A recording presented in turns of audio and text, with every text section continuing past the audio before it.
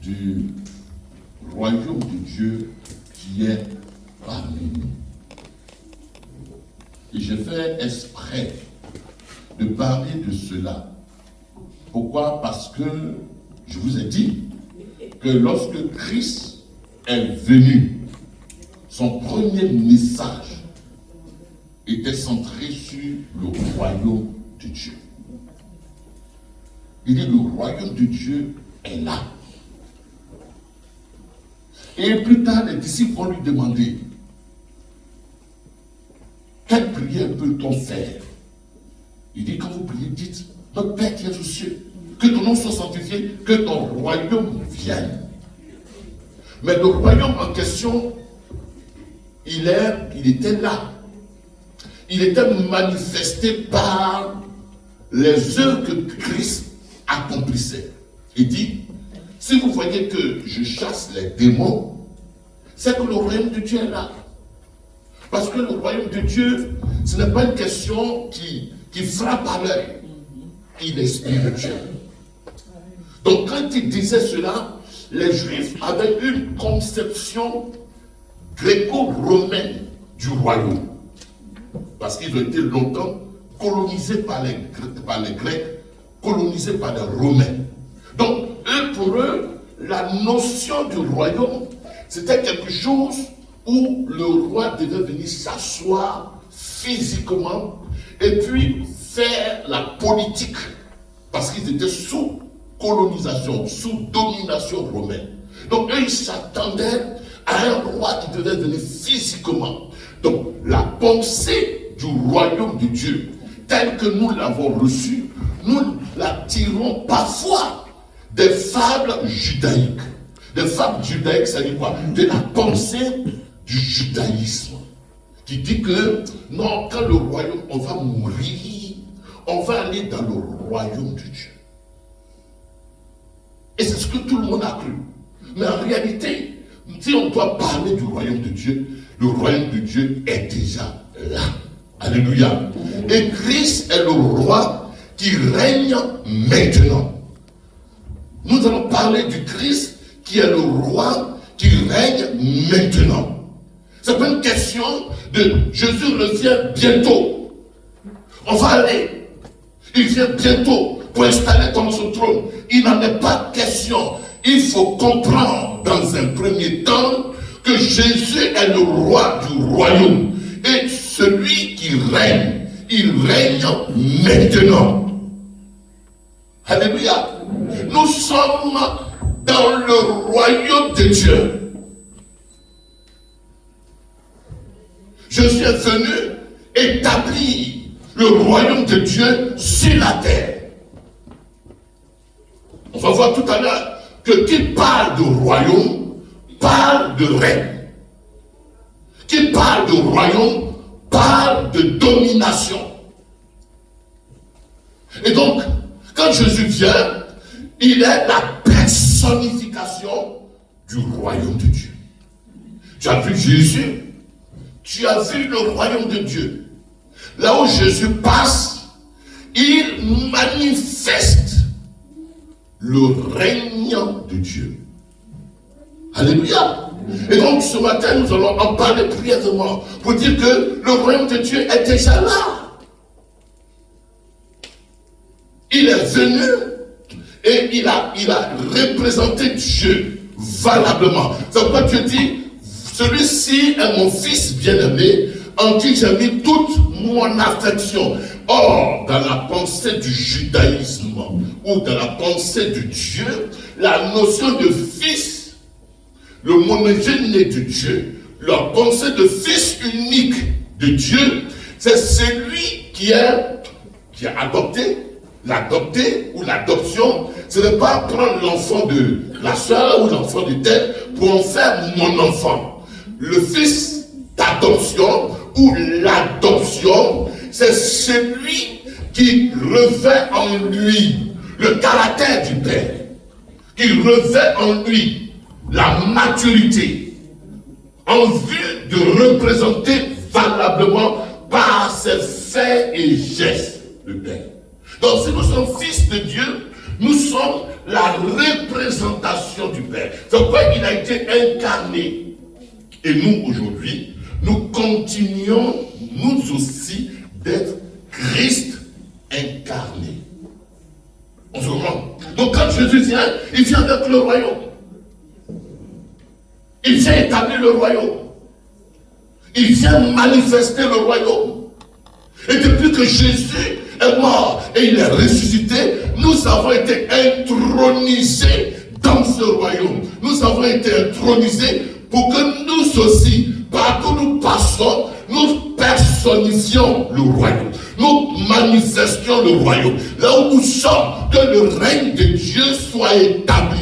Nous sommes de ceux qui établissons le règne de Dieu. Si le règne de Dieu doit être en opération dans notre société, il doit être en opération ici-bas. C'est nous qui le manifestons. C'est-à-dire que ce n'est pas nous qui avons cru en Jésus-Christ. C'est nous qui faisons que le règne de Dieu est rendu visible.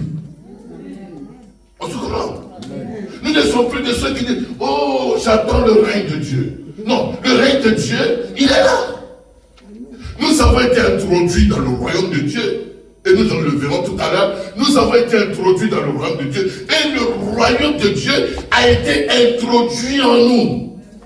Nous sommes les instruments du royaume, mais nous sommes les porteurs du royaume. Or, qui dit royaume parle de règne.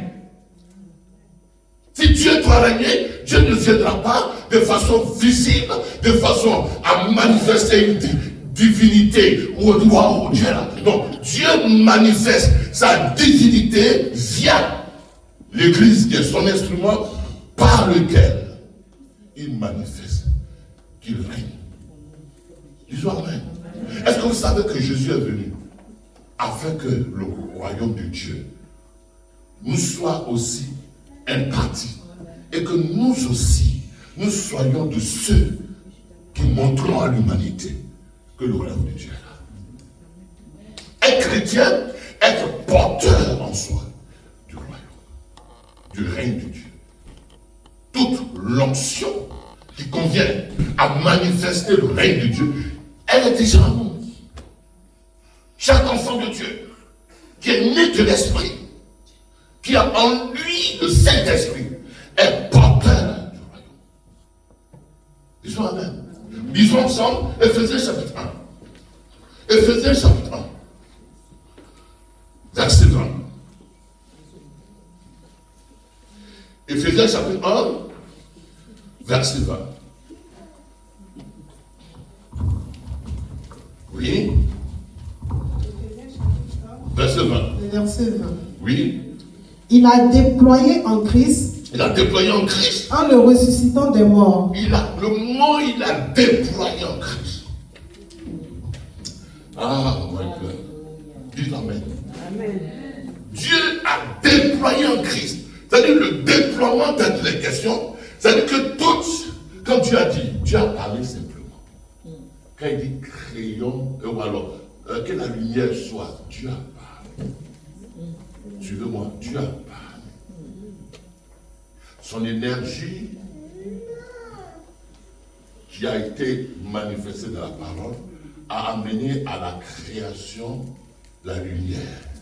Et la lumière fut. Il a parlé. Suivez-moi. Et tout ce que Dieu a fait, il a fait pour nous servir d'exemple. Il a parlé. Donc nous aussi, nous pouvons parler. Pourquoi? Parce que les mêmes énergies avec lesquelles Dieu a parlé que la lumière soit, la lumière fut. Je vais vous donner un exemple. L'énergie avec laquelle l'ange Gabriel va dire à une fille de 16 ans, 14 ans, 16 ans, à Marie que tu seras enceinte. C'est une énergie qui a été déployée. Et cette énergie a posé dans le sein de Marie une semence qui est devenue enfant. Parce que l'ange a parlé. Donc, il n'y a pas d'opération de la puissance de Dieu, de la manifestation du royaume de Dieu, si nous ne déployons pas une parole. Donc, le royaume de Dieu est manifesté par le simple, la parole. Mais ici, la Bible dit qu'il a déployé. Ça veut dire quoi? Il a mis en œuvre son influence, sa puissance. Il a déployé, il a dégainé sa puissance. Vous voyez bien, quand Jésus disait à Lazare, Lazare sort. Lazare était mort. Mais Lazare sort. Il n'a pas dit Lazare sort. Il a déployé son influence divine. Et il a dit à la mort de lâcher Lazare du sépulcre.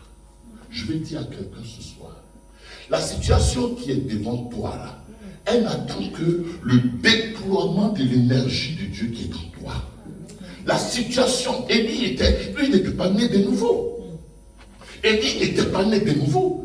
Nous sommes plus grands qu'Élie. Nous sommes plus grands que Moïse. Nous sommes plus grands que les prophètes qui nous ont précédés. Parce qu'eux, ils n'avaient pas l'énergie divine qui était infusée en eux. L'Esprit de Dieu venait temporellement sur eux. Et c'est en ce temps-là, quand l'Esprit de Dieu vient, qu'il l'a déployé.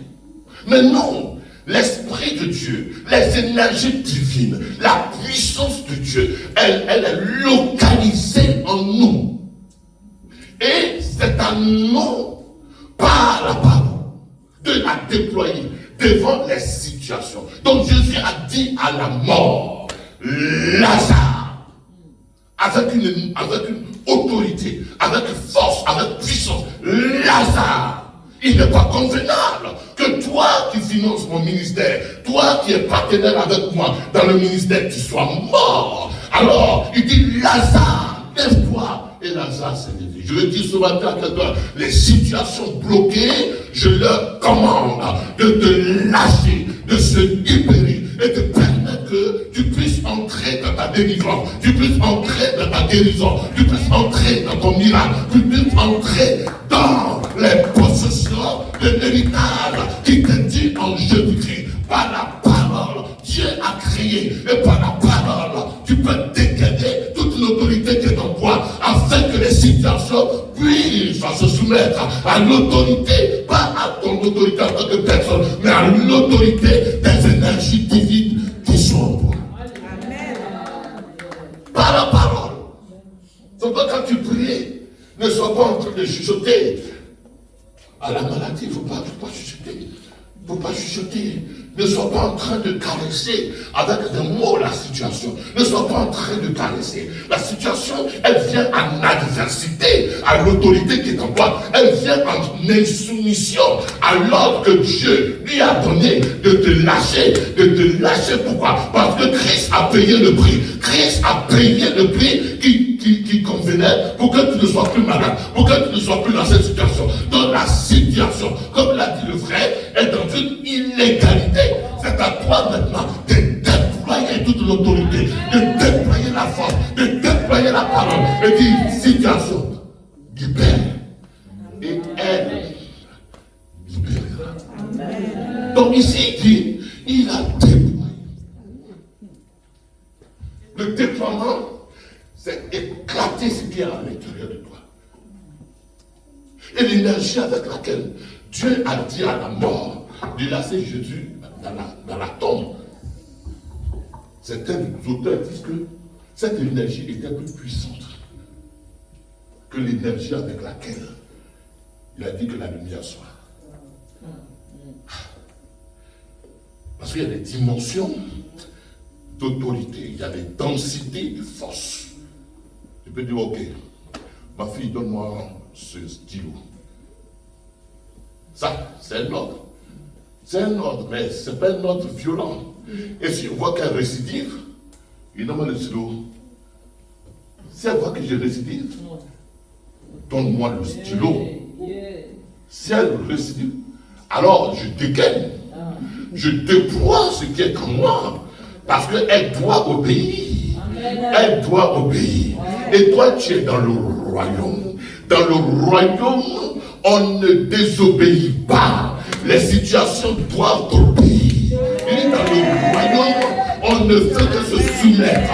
Les situations doivent se soumettre. Et vous verrez que la Bible déclare que Dieu lui a donné le nom qui est au-dessus de tout nom, afin que tout genou fléchit. Parce que quoi? Pourquoi tout genou fléchit? Parce qu'il a été élevé au rang de Seigneur. Le Seigneur, c'est le Kurios. Le Kurios, c'est celui qui est le possesseur de tout, celui qui est le propriétaire de tout. Vous voyez que dans ce royaume-là, la terre tout entière est le royaume de Dieu. Et quittez l'idée de dire que le diable possède. Il n'y a pas de diable qui possède la terre. C'est parce que nous lui donnons le droit d'en posséder. Mais c'est nous qui régnons. C'est nous qui avons l'autorité. Et c'est à nous de déployer l'autorité qui est en nous et de dire aux situations de lâcher prise. Amen. Or, ce matin, le miracle est de ta bouche. Amen. Je dis le miracle, c'est pas dans les palabres. Le miracle est de ta bouche. Amen. Je dis, c'est pas dans les palabres. Le miracle est de ta bouche. Amen. Si une situation ne te plaît pas, alors tu n'as même pas besoin. Je ne sais pas comment on se met à genoux. Le roi se met pas à genoux. Le roi se lève et parle. Il brandit la main. Quand Dieu devait délivrer Israël, Dieu a dit à Moïse, à Moshe, lève la verge et brandis-la. Et nous avons la verge dans notre bouche. Nous avons la verge. Et toute situation doit capituler devant l'autorité de la parole de la verge de Dieu qui est dans notre bouche. Alors, il dit quoi? Il a déployé en Christ, en le ressuscitant de mort, mais que la force avec laquelle Dieu a ressuscité de mort Jésus était plus puissante que la force avec laquelle il a créé les cieux. Je reprends. Les énergies avec lesquelles Dieu a ressuscité Jésus était plus puissante, était plus grande que les énergies avec lesquelles il a créé les cieux et la terre. Pourquoi? Parce qu'il ne s'agissait pas de Jésus seul. Il s'agissait de toute l'humanité que Adam avait englouti dans le séjour des morts, dans la mort. Je vais vous dire un secret. La mort de Jésus, c'était l'annulation de la mort. Donc la mort devait mourir dans la mort de Jésus. Amen. Parce que dans le programme de Dieu, il était hors question que l'homme meure. Vous allez voir, dans Hébreux chapitre 2, verset 14, il dit qu'il est venu délivrer, il a d'abord anéanti la puissance de la mort, et il est venu délivrer ceux qui étaient toute leur vie retenus sous la pression, dans la servitude de la mort. Est-ce que tu sais que la résurrection de Jésus-Christ équivaut à l'immortalité de ceux qui sont en Christ? Il est venu pour anéantir le concept de mort. Quelqu'un me disait que le concept de mort n'existe plus. Mais les gens meurent parce que leur mind, leur mental a accepté la mort. Même d'ailleurs, à l'hôpital, ceux qui meurent, c'est parce qu'ils ont lutté. Vous voyez bien, quand quelqu'un doit mourir, il lutte. Il lutte. Et puis quand il voit que le mal est devenu grandissant en lui, il a dit, c'est quand lui il a cédé. Ils n'ont pas compris. Quand l'homme cède, c'est là que la mort vient. Donc la mort, c'est un concept qui ne dépend pas de Dieu. Ce n'est pas Dieu qui veut que tu meurs. C'est l'acceptation de ce concept-là qui t'amène à mourir. Parce que ce qui donnait la puissance à la mort, c'est le péché. Et devant Dieu, nous avons été exemptés de péché. Nous sommes sans péché. Donc, celui qui est sans péché, il ne meurt pas. Christ ressuscité de mort ne meurt plus. Il a été résurrectionné. Donc, en principe, la mort Elle n'a plus de pouvoir. Elle n'a plus de règne. Ce qui donne règne à la mort, c'est le péché. Oh, je suis venu anéantir les guillons de la mort qui est le péché. Donc tu ne dois plus mourir. Rien de toi ne doit périr. Et tu ne dois plus accepter le concept de la mort. C'est pourquoi il est dit que non, je ne mourrai pas, je vivrai. Je vivrai. Pourquoi? Parce qu'il y a deux personnes dans la Bible. Pour votre information. Il y a Abraham et il y a David, avec qui Dieu a traité, mais comme s'il traitait avec les gens de la grâce. Il a traité exactement, on y reviendra, avec David, comme s'il était sous la grâce. Il a traité avec Abraham, comme s'il était sous la grâce. Abraham a reçu quoi? La justice lui a été imputée, comme s'il est sous la dispensation de la grâce. David, Dieu dit c'est celui en qui mon âme prend plaisir. Dieu ne voit même pas le fait qu'il est tué. Il dit mon âme prend plaisir. Pourquoi? Parce que c'est deux personnalités symboliques qui vont représenter l'Église. Bon, je vais plus loin. Donc David était, moi là. C'est pourquoi il est dit dans Actes chapitre 2, non, il est dit que mon sein ne connaîtra pas la mort. Et après, il est dit que non, il ne s'agissait pas de David, il s'agissait de Jésus. Pourquoi? Parce que lui comprenait que le concept de la mort, il n'était pas le concept qui vient de Dieu. La mort ne vient pas de Dieu. C'est la mort vient de la désobéissance que Adam a eu dans la relation avec Dieu. Et aussi longtemps que nous sommes dans la justice de Dieu, dans l'obéissance de Dieu, ce qui donne force à la mort, de nous enlever prématurément, est anéanti. Est anéanti. C'est pourquoi tu diras avec David, non, je ne mourrai pas, je vivrai et moi je raconterai les œuvres de l'Éternel. Mais je déclare ce matin que si tu ne meurs pas, tout ce qui t'appartient ne mourra pas. Car Dieu a tant aimé le monde, afin que quiconque croit ne périsse pas, mais qu'il ait la vie. Tu ne mourras pas, ta maison ne mourra pas, tes enfants ne mourront pas, tes biens ne mourront pas, tes projets ne mourront pas, rien de toi ne mourra parce que tu es redevable. Tu n'as plus de devoir à la mort. La puissance de la mort, c'est le péché. Oh, la Bible déclare en Jésus-Christ qui a été justifié. Dis avec moi, je ne mourrai pas. Oh, je vivrai longtemps. Je serai rassasié de longs jours. Je serai rassasié de longs jours. Dans le nom de Jésus-Christ.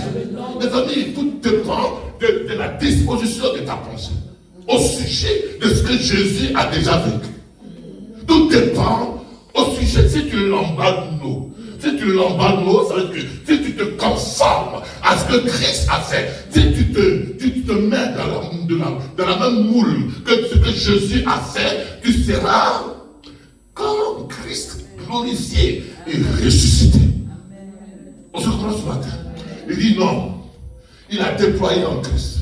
Il a déployé en Christ. C'est-à-dire qu'il a dégaîné son autorité. Dieu a dégaîné son autorité. Parce que quoi? La mort n'était pas dans le programme de Dieu. Jésus va mourir. Non. Jésus va mourir. Non. Et toi, tu vas mourir. Non. Oh non, les amis, croyez-moi, je vivrai longtemps. Dis Amen. Croyez-moi, je serai rassasié de longs jours. Dis Amen. Croyez-moi, je ne mourrai pas de la mort précoce. Dis Amen. Je ne mourrai pas. Ma maison ne mourra pas. L'alliance de la mort, elle a été détruite. Aucun de ma maison ne mourra. Aucun de cette église ne mourra. Parce que l'alliance avec la mort, elle a été détruite par la mort et la résurrection de Jésus-Christ. Est-ce que tu crois cela ce matin? Et donc, il a fait quoi? En nous ressuscitant d'un mort. En nous ressuscitant d'un mort. Oh, la résurrection de Jésus des morts équivaut aussi à moi, ma résurrection. Ne vois pas Jésus seul. C'est vrai qu'il a fait l'œuvre de la rédemption. Il a été le vicaire. Dans son vicariat, je suis dedans. Il est le vicaire. Le vicaire. C'est lui qui prend ma place, mais celui en qui je suis. Quand il est à la croix. Donc quand l'apôtre Paul dit, j'ai été crucifié avec qui? Christ. Avec Christ. Mais quand on crucifiait Christ, est-ce que Paul était là parmi les deux brigands? Non. Est-ce que c'est pas Paul qui a décidé avec les Romains que Jésus soit, avec les Pilates et autres, que Jésus soit crucifié? Oui, il a participé à cela. Et il a dit qu'il faut qu'il soit crucifié. Il faut qu'il soit crucifié. Maintenant, il se convertit. Il dit quoi? En Galates chapitre 2, verset 19, j'ai été crucifié avec Christ. Ça veut dire quoi? Quand Christ monte à la croix, je suis dedans. Amen. Je suis dedans. Il est mort pour mes péchés du passé, pour mes péchés du présent. Il est mort pour mes péchés du futur. Amen. Le salut qu'il m'accorde, il concerne mon passé, il concerne mon présent, il concerne mon futur. Il n'y a pas de rétroactivité dedans. C'est déjà fait. C'est déjà fait. Les amis, je dis et j'insiste sur ces choses afin que ta pensée soit en harmonie avec la pensée du Seigneur, avec les saintes écritures. Dites Amen. La religion nous a dit que non, quand je vais mourir, c'est là que je vais voir le royaume de Dieu. On va voir ça rapidement. On va voir une lettre là. Je finis à 45 km de moi. Non. C'est la redicare.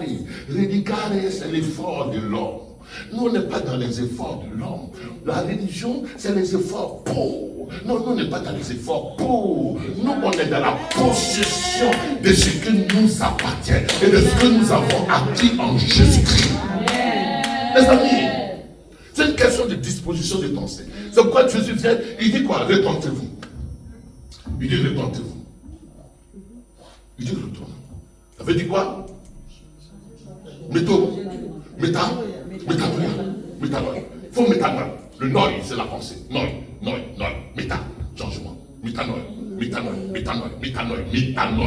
Au sujet de ce que tu vis, métanoïa. Au sujet de ce qu'on t'annonce, métanoïa. Au sujet du temps présent, métanoïa. Au sujet de la crise qui sévit en France, métanoïa. Au sujet des circonstances, métanoïa. Au sujet des compétitions autour de toi et des adversités, métanoïa. C'est-à-dire que possède, enlève, vide ce contenu, vide cette corbeille pleine de déchirures, pleine de déchets, et possède la mentalité de ressuscité. Le ressuscité, il est celui qui ne meurt plus jamais. Il est celui qui n'a plus de dette vis-à-vis du péché, qui doit le conduire à la mort. Métanoïa. Dis à quelqu'un métanoïa. Dis à quelqu'un comme métanoïa. Dis à quelqu'un métanoïa. Oui, bien. J'ai expérimenté ce que je vous dis. J'ai été victime de beaucoup de choses et ça nous a coûté, madame et moi, des nuits d'insomnie. Chez nous, si on a dormi tôt, c'est 4h du matin, 3h du matin. Si on se réveille tôt, c'est 8h, 9h. Mais elle n'a pas tenu. Et ça lui a laissé des cicatrices, des séquelles. Mais moi, je comprends tout ça là. Même si tu me fais ça, je ne vais pas garder. Parce que ma mémoire n'est pas une poubelle pour garder les choses. Je dis qu'aucun effet, aucune situation ne doit avoir effet sur ma conscience, sur mon effet. Je ne me reproche de rien. Parce que quand je me vois, je ne me vois pas moi-même, mais Dieu qui me juge. Il me voit comme il voit Christ. Alors pourquoi m'inquiéter? Pourquoi me culpabiliser? Pourquoi me condamner? Il n'y a donc maintenant aucune condamnation pour ceux qui sont en Jésus-Christ. Et donc, je suis maintenant. C'est-à-dire qu'on fouille tous les champs d'inculpation. On fouille tous les champs d'inculpation dans lesquels on pourrait me retrouver. Dieu dit, je ne le retrouve en rien. Peu importe le jugement que tu vas apporter, peu importe tes dires. Ce n'est pas tes dires qui prévalent, c'est les dires de celui qui a le pouvoir de condamner qui prévalent. Et donc, pourquoi me faire des inquiétudes? Même si Marina me regarde avec un œil mécontent, ce n'est pas son œil qui va changer ma situation. Même si la sœur Christine ne m'a pas applaudi, ce n'est pas son applaudissement qui va apporter l'approbation divine sur ma vie. Elle est déjà sur ma vie. L'approbation divine est sur ma vie. Il a ressuscité des morts.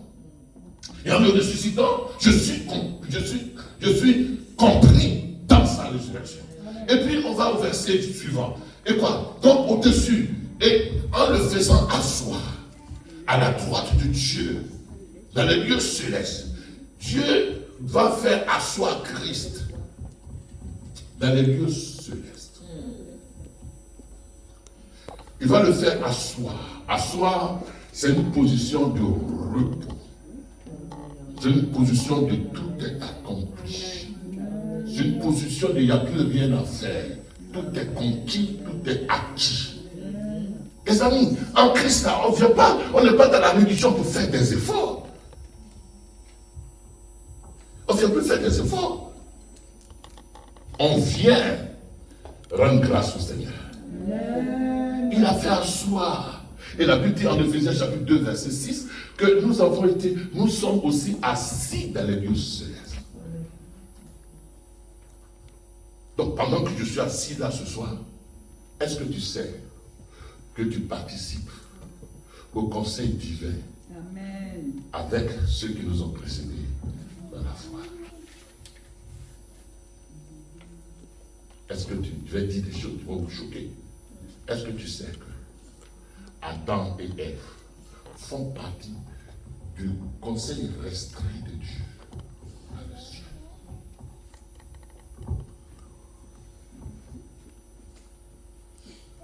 Adam et Ève, ils ont été ressuscités avec Jésus. Ils sont allés, ils font partie du conseil restreint, du gouvernement de Dieu. Amen. Parce qu'ils sont fils. Luc chapitre 3, verset 38, ils sont fils de Dieu. N'est-ce pas Thomas? Et donc, ils gouvernent. Ils sont assis dans les lieux célestes. Et ils gouvernent.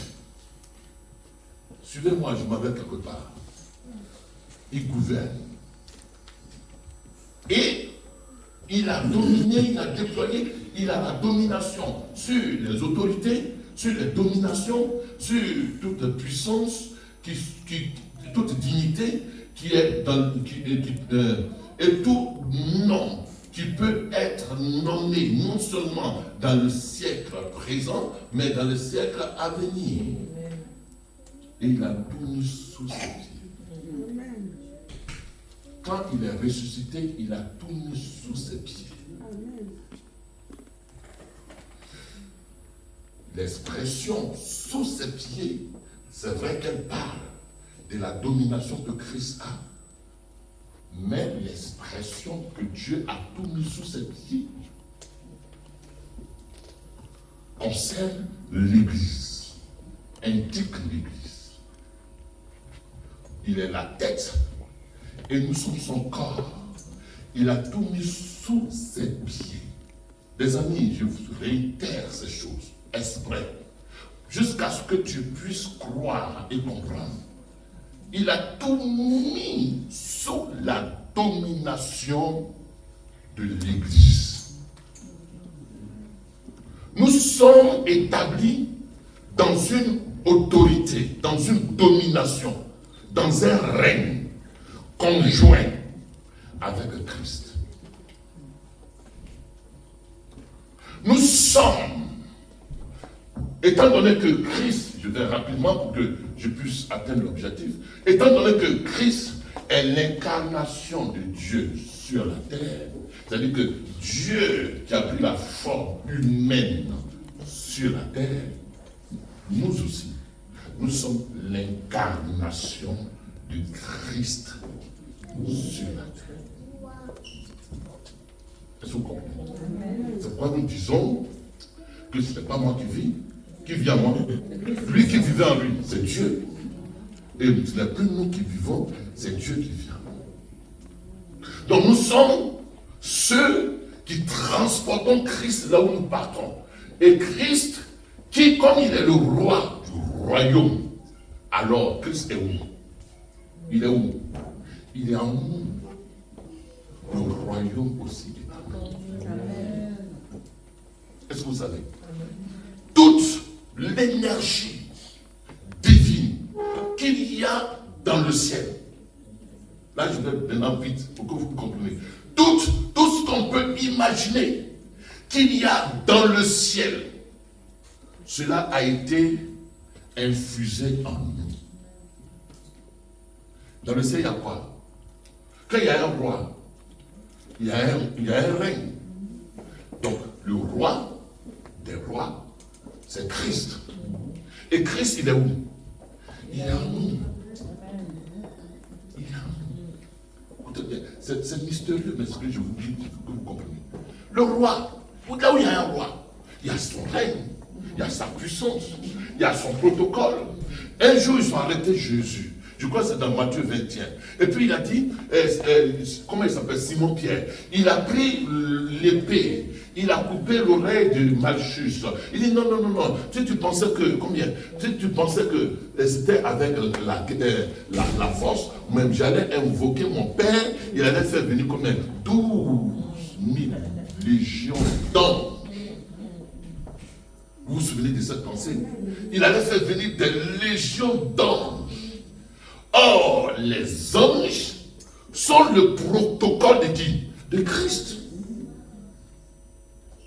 Donc, à cause, je veux que tu sois rassuré de cela, à cause du fait que Christ vive en toi, il y a ce protocole des anges qui ont l'obligation de faire quoi? D'être autour de toi. La Bible dit que la gloire qui est dans le ciel, cette gloire-là, elle ne peut pas contenir la gloire de Dieu. Vrai ou faux? Mais cette gloire-là, elle est contenue en nous. Or, tout ce qui fait la force, la puissance de Dieu, c'est sa gloire. Et étant donné que la gloire de Dieu est en toi, alors, tous les anges sont alertés. Ils sont mobilisés pour faire protocole autour de toi. Bien-aimé, je suis venu te dire ce matin que tu n'es pas seul. Tu n'es pas seul. Parce que ceux qui sont avec toi, ils sont en aussi grand nombre que ceux qui sont contre toi. Ceux qui sont en toi, ils sont aussi puissants que ceux qui sont contre toi. Et de même que Christ est resté invincible, de même, toi, ils ne pourront rien te faire à cause du simple fait que Christ vit en toi. Et quand il vit en toi, c'est ses anges, c'est son protocole qui agite l'armée du ciel, qui agite l'épée flamboyante contre tes ennemis. Et quel que soit le nombre de tes ennemis, tu ne seras jamais atteint parce que Christ est en toi.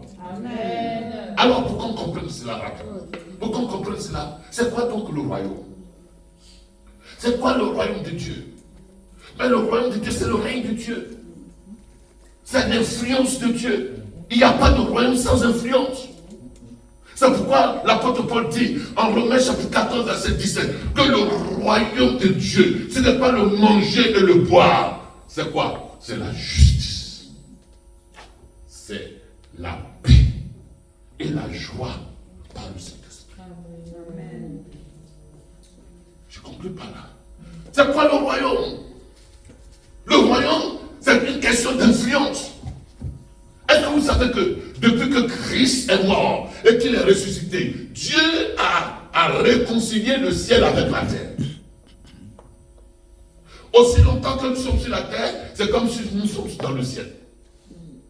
Le ciel et la terre, en Éphésiens chapitre 1, le ciel et la terre se sont réconciliés.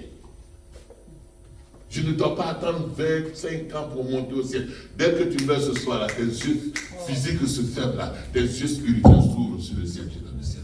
Amen. Est-ce que vous comprenez? Est-ce que vous comprenez le mécanisme? Parce que je suis parmi les hommes, je vais exercer le ministère parmi les hommes, j'ai encore la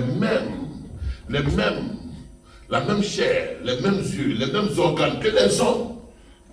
Mais à l'intérieur de moi et à l'intérieur de toi, c'est la divinité remplie en toi. C'est la divinité en toi.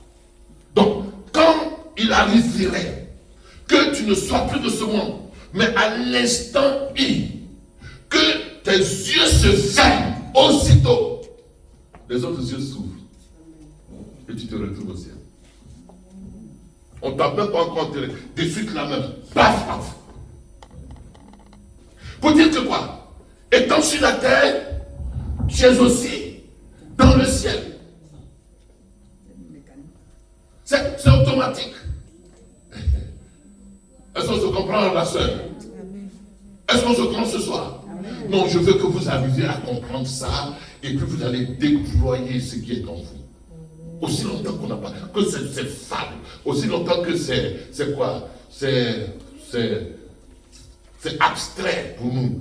Aussi longtemps qu'on n'a pas cru en ça. Ce qui est à l'intérieur de nous, l'homme spirituel qui est en nous, il ne peut pas se déployer. Je suis sérieux dans ce que je dis. Mais je suis à dire un jour à Nicodème, personne n'a vu Dieu. Personne n'a vu Dieu. Dans Jean chapitre 3, verset 13, il dit personne n'a vu Dieu. Il dit à Nicodème, personne n'a vu Dieu. Mais comment personne n'a vu Dieu? Est-ce que Moïse n'a pas vu Dieu? Non, Moïse n'a pas vu Dieu. Il a vu les anges. Il a vu un caractère de Dieu. Personne n'a vu Dieu. Si ce n'est le Fils de l'homme qui est venu du ciel. On va dire ça, Il dit ça fort. Il dit quoi?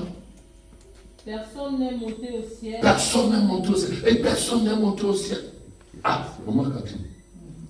Personne n'est monté au ciel. Et non, il n'est pas monté au ciel. Non, il n'est pas monté au ciel. Mais c'est Jésus qui parle. Personne n'est monté au ciel. Si ce n'est celui qui est descendu du ciel. Et si ce n'est celui qui est descendu du ciel. Et qui est au ciel. Et qui? Le Fils de l'homme qui est dans le ciel. Pendant qu'il parle là, il dit, si ce n'est celui qui est descendu du ciel, le Fils de l'homme qui est dans le ciel. Est-ce que vous voyez bien cette technique-là? Ça veut dire que il était sur la terre, mais il est au ciel, connecté avec le ciel. Il a ses ressources qui sont au ciel. Il a son potentiel qui sort du ciel. Et de même que Jésus a marché sur la terre, étant sur la terre, mais étant au ciel, de même, nous sommes faits en Christ pour être sur la terre comme de simples hommes. On va te voir comme un simple homme, mais en réalité, tu n'es pas un simple homme. Tu es celui qui règne avec Christ et qui est assis avec Christ dans les lieux célestes. Non, l'Église n'a pas compris cela. L'Église n'a pas compris cela. On peut acclamer le Seigneur. L'Église n'a pas compris cela. L'Église n'a pas compris cela. Voyez bien, nous sommes, je vais dire un mot qui va vous choquer, nous sommes des mystiques. Nous sommes des mystiques. C'est-à-dire que nous sommes des gens qui sont dans le mystère et qui manifestons des choses qui sont étonnantes aux yeux des humains. Nous sommes Dieu, mais Dieu caché dans un corps. Et c'est dans la mesure où nous en prendrons conscience que notre être, notre réel, notre personnalité réelle, elle est divine. Amen. C'est pourquoi Dieu nous a accordé la justice de Christ. Elle est ontologique à nous. C'est-à-dire qu'elle est liée à notre nature. Et le royaume de Dieu, je ne peux pas l'exercer si je ne suis pas conscient que je suis juste. Si je ne suis pas en paix. Or, la paix dont il est question, c'est harmoniser mes pensées par rapport aux pensées de Dieu me concernant. Donc, je dois être en paix. Le royaume de Dieu, c'est d'abord la paix. La paix au-dedans de moi-même, la paix dans la relation avec Dieu, la paix. Face aux circonstances, la paix. La Bible dit que Jésus était sur la barque. Et puis la tempête s'est manifestée. Mais Jésus, il dormait.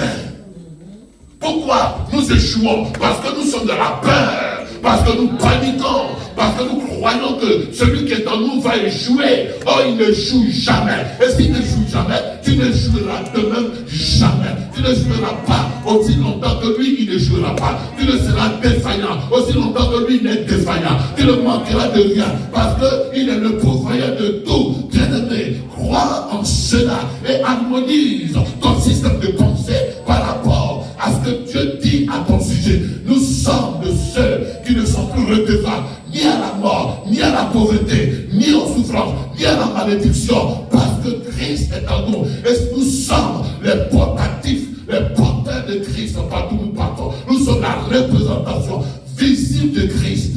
Amen. Quand tu vas comprendre ça, ta vie chrétienne va changer. Mais tu as peur, tu te culpabilises, tu confesses les péchés de tes grands-parents, tu dis que tu vas mourir. Tu vois des escargots dans le songe qui te poursuivent. Tu vois que non, tu es trop pauvre. La Bible dit qu'il a pris notre pauvreté afin que plus jamais nous soyons pauvres. Tu dis que je suis trop malade. La Bible dit que c'est pas ça que nous avons été guéris. Avant que la maladie ne vienne, je suis déjà guéri. Nous avons été guéris. C'est un terme grec, aoris. Aoris, ça veut dire quoi? Quelque chose qui est déjà accompli avant que la maladie ne vienne. Je suis assis dans la guérison. Je suis assis dans la victoire. Je suis assis dans la domination avec Christ. Alors, dans cette domination, on verra ce dimanche, nous assumons l'intendance. Parce que Christ, il doit dominer, il doit régner. Mais il régnera au travers de nous. On verra Christ au travers de nous. Au travers de nos faits et gestes. Au travers de notre assurance, de notre résilience. La résilience, c'est quand la situation arrive et je suis convaincu que je peux la surmonter. Elle ne pourra pas me vaincre. La domination de Christ au travers la tranquillité que nous avons face aux circonstances. L'homme charnel, l'homme Adam va pleurer. La domination de Christ, c'est-à-dire que je marche avec une pleine assurance. Ce n'est pas de l'orgueil, c'est de l'assurance. Je vous ai expliqué le dimanche dernier que je suis même partout. Parfois, quelqu'un me dit, est-ce que tu sais qu'ils ont pris ton nom et ils t'ont envoyé quelque part. Ils t'ont pris ton nom. Et j'en ris. J'en ris parce que la Bible dit que notre vie est cachée avec Christ en Dieu. Ma vie est cachée avec Christ. Je suis couvert par Christ. Je suis sous son mentorat. Je suis sous les auspices de l'onction de Christ. Et par conséquent, je ne dois plus redouter les dits des uns et des autres qu'on t'a amené chez un féticheur, qu'on va t'ensorceler, qu'on va t'endiabler, qu'on va te faire ceci. Non, qu'ils attaquent, mais ils auront affaire à celui qui vit en moi. Il va répliquer, il va me donner la victoire, il va régner parce qu'il est dit, même dans 1 Corinthiens chapitre 15, au verset 22, 24, verset 25, qu'il règne au milieu de ses ennemis. Dieu se plaît lorsqu'il y a adversité, lorsqu'il y a situation difficile. C'est là qu'il se plaît à manifester son règne. Parce que quand il n'y a rien, comment est-ce qu'on peut découvrir qu'il est différent des autres divinités? Mais il est celui qui relève les défis et devant les situations comme celles que tu traverses, les défis comme ceux que tu connais. Ah, là, il est content de manifester la différence. Il est celui qui fait la différence. Et ton Dieu sera la différence dans les circonstances les plus difficiles, les plus calamiteuses. Il fera la différence. Il révélera devant la face des autres divinités qu'il est le Dieu au-dessus de toute domination, de toute puissance, et que rien ne pourra te nuire. Est-ce que tu crois en cela? Oh, tu vas te tenir debout ce matin. Tu vas te tenir debout et dire que si Christ règne, c'est moi qui règne. Amen. Les amis, tu ne peux pas voir ces choses-là et puis être dans la peur. Amen. Tu ne peux pas voir. Parce que le royaume, c'est l'influence. Tu ne peux pas avoir ces choses-là et être dans la timidité.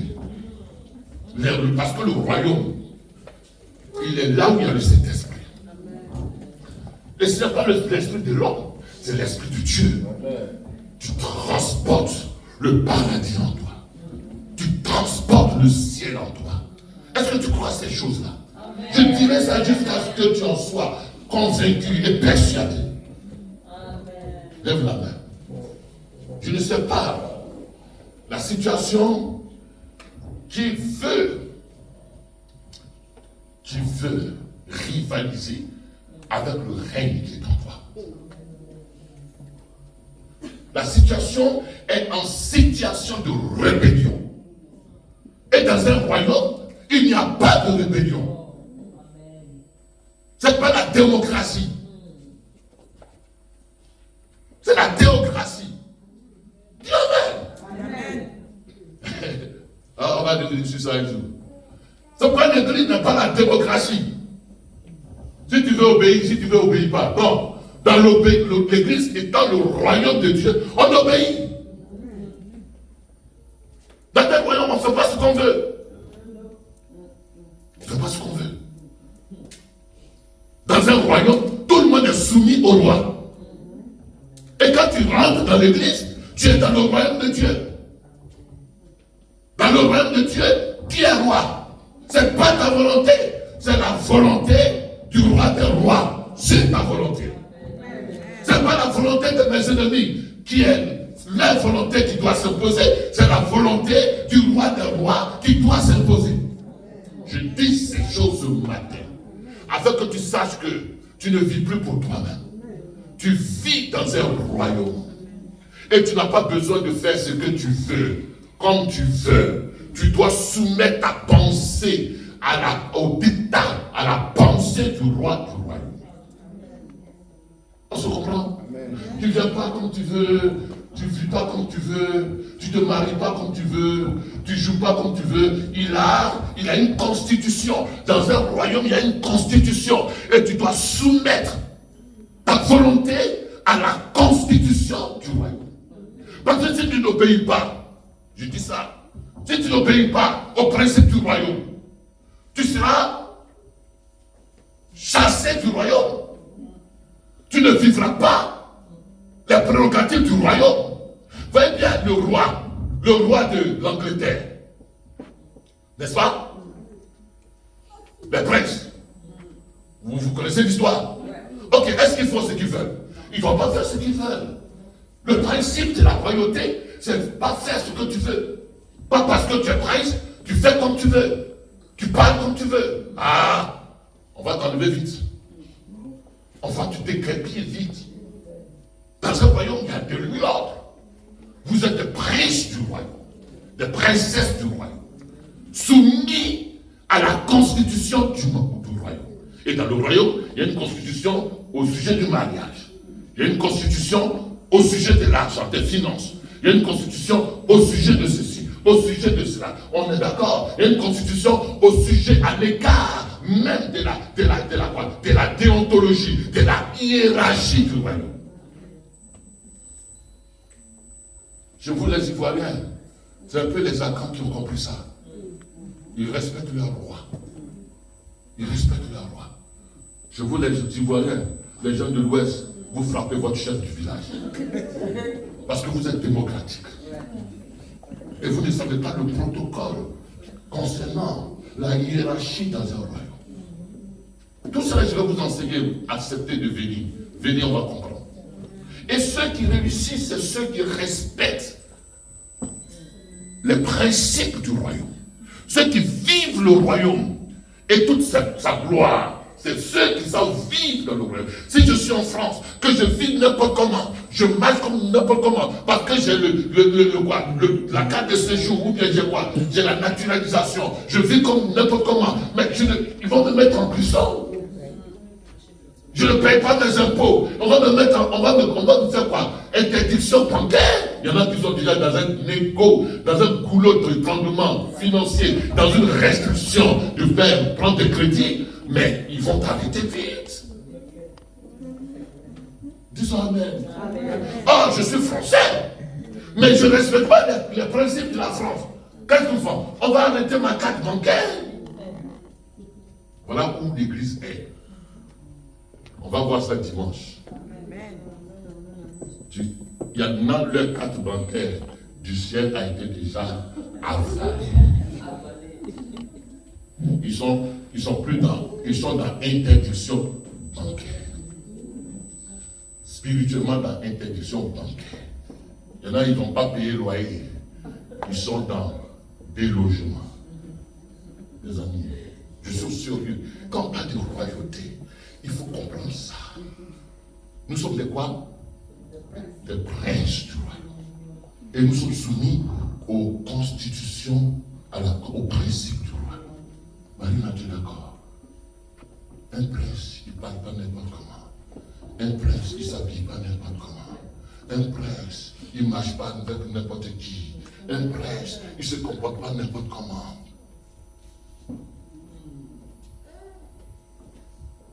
J'ai aimé. Je vous donne mon exemple. Attendez, donne-moi une minute. J'ai aimé. J'ai fait des exemples. J'ai vu des exemples. Il y a notre fille Natacha, à Paris, à Abidjan, que j'ai invitée chez moi. Sa soeur Sonia est venue chez moi. Ok. Elles sont venues chez leur papa.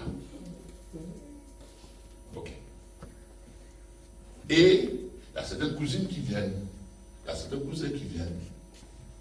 Mais j'ai dit ça à mon chauffeur, il dit, regarde bien, mes deux parents là. Les enfants, quand ils sont venus, Natacha jamais n'est rentrée dans ma chambre, ni dans la cuisine, ni n'importe où, ni. Elle est assise là. Sa fille, elle est assise là. C'est moi qui dis, servante de Dieu, elle servante, envoie ça. Et puis on a. Mais, mes autres parents, des lois, n'habitant la nière. C'est ton lit. C'est là, il va prendre. C'est quel mentalité? Voilà deux personnes qui vivent dans un royaume. Il y a un qui est prince du royaume et qui connaît les règles du royaume, et l'autre qui est prince du royaume et qui ne connaît pas le savoir-vivre du royaume. Et si je dois donner quelque chose selon mon cœur à quelqu'un, je donne à qui? À quelqu'un qui a la maturité et le savoir-vivre du royaume. Voilà notre affaire avec Dieu. Est-ce que vous comprenez? Dieu ne te donnera que ce qui t'appartient, mais dans la mesure où il verra en toi la maturité de bien gérer le royaume. C'est ce que tu m'entends? Même l'argent, l'or et l'argent appartient à qui? Appartient à qui? Appartient à Dieu. Donc si ça appartient à notre Père, ça nous appartient. Mais Dieu dit, si je lui donne l'or et l'argent du royaume, c'est pour lui, hein? Mais il va acheter des ranguettes, il va aller se promener, il va aller là. Mais ça ne va pas profiter au royaume. Il ne va pas prendre ça pour construire dans le royaume. Ça ne va pas aider au royaume. Ça va être un gâchis du royaume. Voilà comment nous disons, mais Dieu, tu nous as bénis de toute bénédiction dans les lieux célestes. Oui, nous sommes bénis. Que tu donnes ta dîme, que tu ne donnes pas ta dîme, tu es béni. Que tu donnes ton offrande, que tu ne donnes pas ton offrande, nous sommes bénis. C'est-à-dire que dans notre ontologie, dans notre nature, nous sommes bénis. Maintenant, Dieu voit que dans la gestion de la bénédiction, nous n'avons aucune maturité, aucune civilité pour gérer la bénédiction. Donc Dieu dit, non, c'est pour lui, hein, mais je fais encore te bloquer. Est-ce que vous m'avez compris ce matin? Dieu dit, je fais encore te bloquer. C'est pour lui, jusqu'à ce qu'il atteigne la majorité. Tu peux m'acclamer quand même. Je te dis des bonnes choses.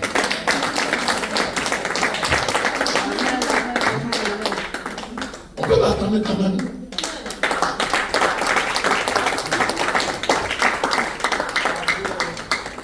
Non, je vais lui donner de réussir. Il va être chef sur cette fille-là. Il va être chef. Ouais, une belle fille. Moi, je veux être chef. Mais Dieu voit que si je l'élève au point où il a des avantages, où il a le prérogative d'être avec cette fille, il va abuser de tout le monde. Il va marcher sur tout le monde. Il n'est pas bien, il va parler mal à tout le monde. Dieu dit, attends, il n'est pas encore mature. Donc, aller au bénéfice de ce qui nous appartient dans le royaume dépend de notre maturité. De notre maturité. Lève la main.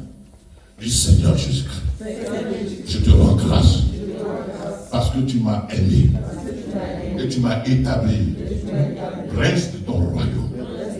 Ce matin, apprends à vivre en qualité de prêche, de façon digne, de façon glorieuse, et en vertu de mon autorité, de prince du royaume, de celui qui a tout pouvoir dans le royaume.